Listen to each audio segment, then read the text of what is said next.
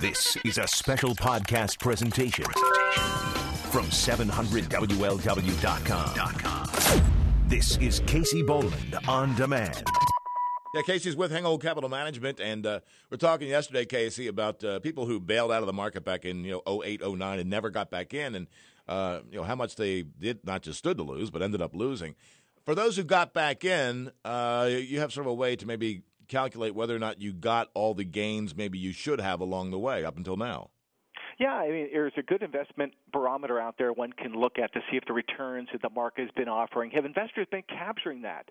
So when you look at the market performance of the Spider S&P 500 ETFs, and I'm getting all technical, it's an exchange-traded fund. Mm-hmm. It's a security you buy that tracks the investment of the S&P 500, including dividends. And since March 2009, that particular S&P 500 security grew at an annualized rate of 18.1% per year. But here's the interesting fact. Investors who've been putting money in the same ETF have only earned an annualized return of 11.8% per year return. That's a huge difference. Why did that happen, or how did that happen? Well, the reason is because people are buying in and selling out. They're getting scared, and sometimes going into the market, going out at the wrong times. And when you do the math of capturing only 11.8% out of 18.1, you're getting two-thirds of the return. So instead of having 10,000, you're having 6,600, or 100,000, 66,000, and so on. That's big money to be leaving on the table. It is. So the bottom line is you should have just sat tight.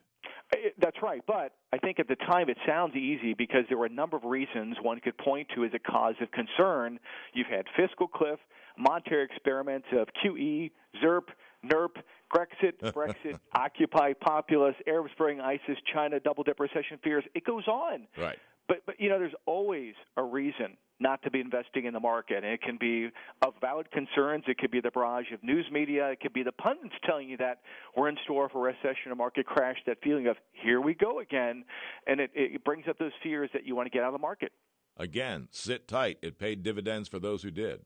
That's right. There's an old expression that the stock market climbs a wall of worry, and there's a lot of truth to that, but you've got to sit tight. It's okay to worry, but don't take action with your money when you're worrying.